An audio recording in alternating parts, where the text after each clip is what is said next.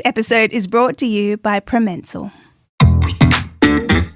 You know, I often talk about self-compassion, and what I mean by that is to be kind to yourself. And I often say to women, self first, then at all, because we really need to be looking after our mind and body now and at every stage.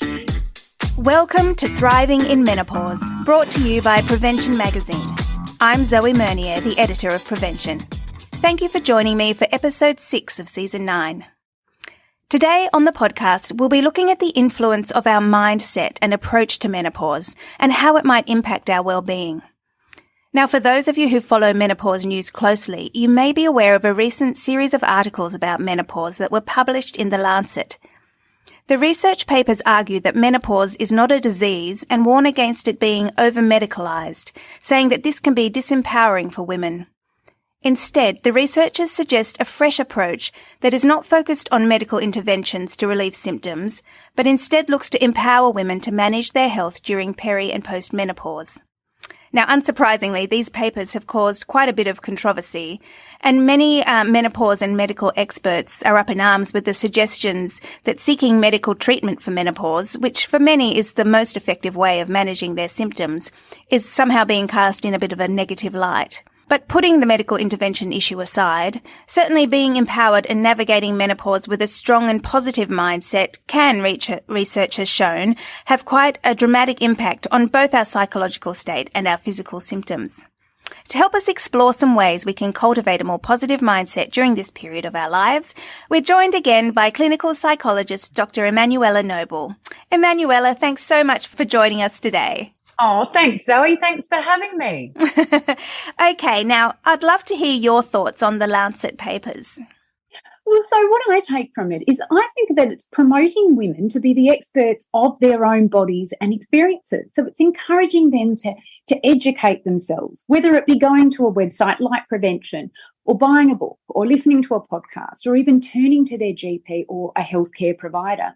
They're wanting women to get this information and then be able to make an informed decision about their own care. I mean, I'm forever telling women, it doesn't matter what age, I want you to find a good GP so you can receive some accurate information. I want them to have your whole menstrual cycle story so that they can listen to you and validate, and also take your concerns seriously so you don't feel dismissed. And if you're unhappy, I want you to find someone else. So really, for me, what I took from this is that I think it has a flavour of women co-navigating their care with their healthcare provider. And I think that will lift women's confidence in their ability to manage this transition. Now, that is an empowering part. They're not saying medical treatment is not necessary. Of course it is. It's a necessity if it's interfering in women's lives. And I mean, Zoe, you know, we know that menopause is highly individualised, right? So absolutely. We talk about this all the time. So our expectations and experiences are going to vary. I mean, we've got these massive changes in hormones, right? And the biggest culprit, you know, is losing our estrogen and progesterone. I mean, that really does all the damage, doesn't it? Yeah. It affects our energy and our moods. Yeah, and some women will experience more stress, anxiety, and for some it will be very severe. And then we throw in those hot flushes, you know, the rise in temperature. And what I think is important is that women know that high levels of stress and anxiety actually resemble a hot flush too. So you can feel hot and flushed, but it's a different mechanism because the stress response is being activated. So you've got a lot of adrenaline and cortisol being released into the bloodstream, and that can lead to an increase in temperature. So we don't want both, Zoe. Yeah. So, and stress and anxiety we know can be managed. And then we've got some women might experience the relentless insomnia, which drains energy and mood, and we have that brain fog. So whether it's due to hormones, anxiety, lack of sleep, my point is that some women will breeze through this and they can get excited about not having a period or no contraception, and that's really great for them. But some will really struggle, and it interferes in their life and even their life satisfaction. I mean, you know, some might have the sadness that they can't have kids or that they're getting a bit older. I just don't want women to suffer in silence, and that's why I think this model's quite good. It's focusing on education, and like I said, I get a feel of the co-navigating care with your GP or your health provider. And so that when you do need that extra care, you can then turn to them and say, hey, tell me a bit more about HRT, or would I benefit from antidepressants? So the education part is the powerful part. And I think then we can challenge our attitudes a little bit more towards menopause, because if we think it's scary and it's all about aging, then we're going to dread it and worry, and that's going to make us feel worse. Yes, indeed. So on that, I mean, we know menopause, as you've said, can lead to many biological changes, but does all that negativity, that sort of, talking badly about it, does that make this life transition, make our experience of this life transition actually worse? Yes, look, I think the way we think about menopause does matter. In fact, the research shows we can have a better experience by adopting a more, I quote, positive narrative.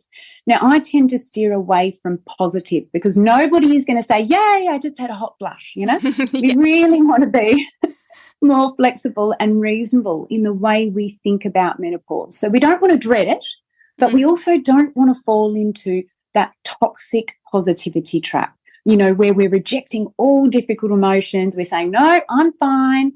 And then that can stop women from actually accessing help when they need it, and they can feel isolated. So it's more about a flexible outlook. And I think if we have a flexible outlook, that will help us assess this life transition more realistically.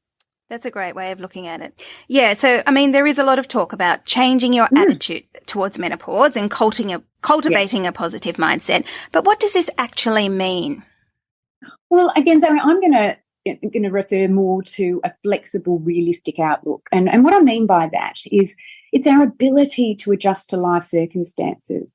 So accepting that some things are out of our control, and that actually increases our ability to cope, and it builds on our resilience. But it's also very empowering because a lot of our distress comes from how we interpret situations.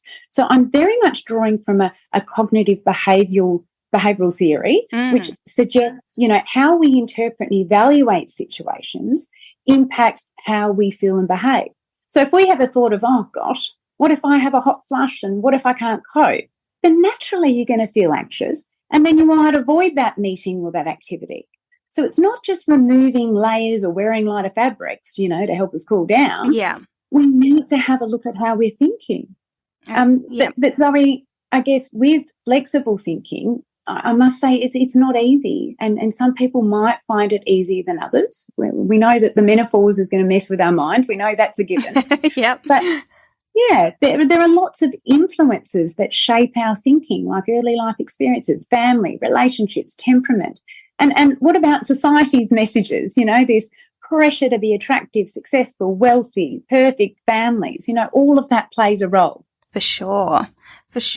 We'll be right back after this. Perimenopause can actually start in your 40s. Declining estrogen production during perimenopause brings on changes to menstrual cycles and often the onset of hot flushes, night sweats, mood swings, and sexual problems. Promensul Peri is specifically designed for perimenopausal women and can help relieve these common menopausal symptoms. Promensul Peri is available at leading pharmacies across Australia and offers a cost-effective treatment at under $1 a day. When things start to change, try Promensul Peri. Always read the label and follow the directions for use. Okay, we're back. All right, so what if we're really struggling to get into that mindset? How can we improve our attitude towards menopause? No, I love that question. I think there's probably top three for me. Yeah. First one is to gather the facts. So we talked about how education is empowering. So that's really important. So I'm going to take a bit more of a CBT approach here. So we're looking for that accurate and realistic information. So I often refer my clients to the prevention website. I really love it. It's Thank you. So much useful information. No worry. Yes. And I also sometimes recommend they go and buy a book like Dr. Ginny Mansberg, The M Word, or they talk with their GP, or they talk with one another about it, because that normalises the experience of menopause. So once we gather the facts, right, then when we have a thought of, what if I have a hot flush? What if I can't cope? You can kind of question your thoughts a bit and ask yourself, hang on, am I being realistic here? What evidence have I got to say I can't cope?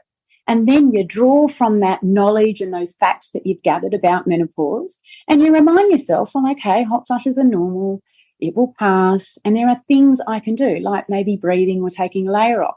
So that's a more realistic way of seeing things rather than going down that catastrophizing route, which will only make stress and anxiety more likely. Yeah. And I also think maybe even reminding ourselves, Zoe, that how would you actually respond to a friend? Because that reversing roles can be a really powerful way to rethink in the moment. For sure. So I guess that the steps, if you like, is, we're noticing our thoughts rather than just believing them automatically. We're then questioning them. Hang on, are we being realistic? And then we're drawing from this information we've gathered to just come up with a more balanced and reasonable view. Yeah, I think that's key. It's sort of acknowledging when you're knowing that your thoughts are kind of going down that negative path, isn't it? And then just stopping them in their tracks and really sort of analysing, as you've said. That's great. There's a great website for people if they'd like to find out more about that. It's got nothing about menopause, but it's called the Centre for Clinical Interventions, and it's just got lots of information about anxiety, depression, insomnia, and CBT, unhelpful thoughts. And if they just want to find out a little bit more how to kind of get to that point of realistic thinking, I think it's a really useful website.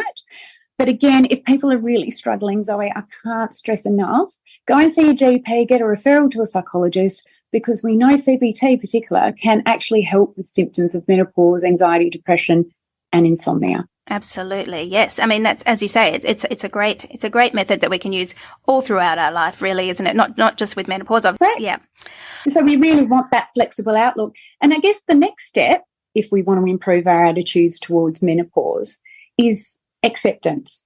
So, it's a very natural and necessary process, isn't it? And I think mindfulness is actually a nice way to practice acceptance. What we know of mindfulness, it's not simply relaxing or positive thinking. It's a special kind of attention. So it's a form of self-awareness training, and it can actually help with irritability, stress, depression. It won't necessarily reduce our hot flushes, but it can make them less irritating, right? Yeah. So we can have a better quality of life. So have you ever been walking somewhere, Zoe, and you got there and you went, oh my goodness, I didn't pay attention to anything? Absolutely. It happens all the time. It happens to most of us. So that's what we call being an automatic pilot. So I want you to think of mindfulness as stepping out of automatic pilot with our surroundings and our internal states. So we're really paying attention on purpose. So we're observing non-judgmentally our thoughts, feelings and sensations with an attitude of curiosity and acceptance rather than struggling with them. And I mean, it really can help us kind of disengage from a lot of mental chatter. It's not about getting rid of it. It's just weakening our association. And we come back to the present. And we can do this by engaging with our senses, what we see, feel, taste, touch or smell, because that can really help ground ourselves and bring us back to the present moment. And we know the more present we are, it's easier to respond out of choice rather than reacting automatically. Yeah, Definitely. And we actually are a little bit more mindful than we think, Zoe. Like, I want you to think about the last time you kind of immersed yourself in an activity. Actually, you are right now. We're doing a podcast. Yeah. Yeah. Or perhaps you're exercising or walking somewhere or engaging with a hobby. I want you to think about how did you actually feel at the end? Well, how do you feel? Your head's clear, isn't it? And you feel a bit more relaxed. For sure. Yeah, because you've just absorbed yourself within that moment. Absolutely. That's right. And so that's a product of being mindful. So we don't actually have to be mindfully meditating to be mindful. And this is a really important point. You don't have to have your Zen moment, because people get put off mindfulness because of that. I mean, I'm not suggesting formal practice isn't good. It is. And in fact, it can help you develop your mindfulness skills. And the science says up to 10 minutes a day is a massive help. And it's also shown that it shows measurable changes in certain brain regions, which improves attention, focus, memory, and so much more. Amazing. But you don't actually have to be meditating to be mindful. That's right. It really is that way of living. Absolutely. And I was wondering, could you and I go through a little exercise together? Sure. So I thought we could do a little guided meditation and see what you discover from it. So I'm going to use diaphragmic breathing because I believe our body's always with us, right? Yeah. So we can always focus on our breathing. Just quickly with diaphragmic breathing, what I like to how I like to teach it is you pop your pinky in your belly button. Yep. Palm is on your diaphragm. Your other palm is on your chest. I just want you to breathe normally. And what we want is the bottom palm as you're breathing in to be expanding and as you're breathing out for it to deflate. So that's diaphragmic breathing. We just don't want the chest rising. Right, yep. Breathing from the belly. Yep, great. You just breathe, find your own normal rhythm. And I'm just going to talk you through an exercise. It's only going to be 1 minute long. And all you're going to do is focus your entire attention on your breathing and nothing else for a minute. Okay. So I'm going to let you get started and I'm just going to talk you through it. Okay. Fire away. Your attention will become distracted by your thoughts or feelings. And each time this happens, I want you to just notice what distracted you and bring your attention back to your breathing. Now, if any thoughts or images, sensations or urges arise, just gently acknowledge them and bring your attention back to your breathing.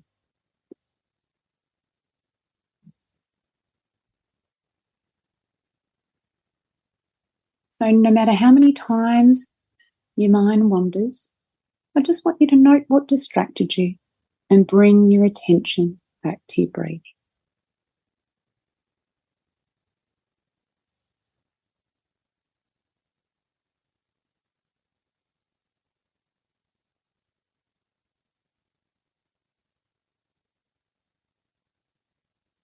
It's okay if you start feeling a certain way, like you might be feeling worried about something or having the thought of, why are we doing this? Just note what distracted you and bring your attention back to your breathing. Okay, Zoe, so how did you feel while doing that? Good, yes. I mean, I definitely sort of flitted away and heard sounds and, thought about, this is an unusual podcast.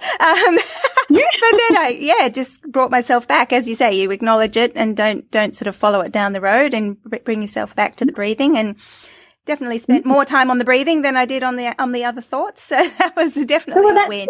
But you can see how hard it is to really bring yourself back to being present in that moment, how often our mind wanders. I mean, that's what brains do. Yes. Yeah? So that's why I'd really like people to maybe practice an activity that they normally do automatically, like brushing their teeth or showering or getting dressed, and start to practice doing it more mindfully. Yeah, because often our mind wanders when we're doing those tasks, and it's a nice way of practicing that skill. Absolutely, and a minute we can all deal with a minute, and then yes, you can you can slowly build on it from there. You can slowly build it, and also there's some good apps. The Headspace app, Smiling Minds, and the Calm app are always good go-tos if you want to practice it more formally. Fantastic. We'll be right back after this. Okay, we're back. And I guess the last step, if you like, in order to help us improve our attitude would be to stay connected. So what I say to women is find your woman. If you're struggling, find one that struggled. Don't find one that breezed through it, because that's not going to help you. Yeah? Yeah. But also the research suggests that, the more connected we feel to others, it can lower rates of depression and anxiety and results in higher self-esteem and allows us to build stronger, trusting relationships. So the more we're talking, we're gaining knowledge, we're reducing stigma, and it helps us change our attitude. But I also think we also need to change the attitude of some of our family members too. We don't want to nip the attitude. She's always cranky. I'm always in trouble, or I don't know what to do. So what I say to the ladies is let's give them the information and educate them. Buy them a book, flick them the podcast. So it's easier to empathise and not take, your change in mood so personally in those moments. So when you have the moment of, sorry, crappy mood, haven't slept in months, that's the nice signal to your partner for a prompt for some empathy. Absolutely. It's letting them know it's not about them. It's me, not you. And that's right. But also, I'm going through a pretty tough time, so throw me a bone. Agreed. We all need a bit more empathy. Absolutely. Okay, so we've talked a lot about how our thinking can impact our well-being. Is there anything else that may help us as we look ahead and start this new chapter in our lives? Yeah, look, I mean, Zoe, apart from, exercise, healthy eating, regular sleep where possible, and relaxation, I often talk about self-compassion. And what I mean by that is to be kind to yourself. And I often say to women, self first, then a chore, because we really need to be looking after our mind and body now and at every stage. And to also silence that inner critic. I'd hate to think that women's self-worth is based on the end of their fertility, but I also know that self-worth can take a huge hit. But what we know of self-criticism is that it is not helpful, and we've got lots of research to suggest that, and it certainly doesn't make us more productive, but encouraging thoughts do. So I encourage women to practice mindfulness or flexible thinking, and to also treat yourself with the same compassion and understanding as you would a close friend. Yeah? Absolutely. We're always hardest on ourselves. It's so true. That's right. And Zoe, I don't know about you, but I've spoken to heaps of women and, they also get very creative at this time. They move towards something new, like a career or activity or a volunteer, and they really reflect on what is really important and they stay true to their values. And this can have a new level of appreciation about life. Yes, absolutely. And in that way, it is positive, isn't it? We're allowed to say, yeah, that's right. Okay, well, that is great. Emanuela, thank you so much for joining us today. It's been so great having you on our podcast. Oh, thanks so much, Zoe, and take care. Thank you. And listeners, thank you for joining us as well. If you liked this episode, we'd love you to rate, review, and subscribe. Meanwhile, for more information about living your best life at midlife, pick up a copy of Prevention magazine. I'm Zoe Mernier. Look forward to seeing you at our next series. Thanks. Bye.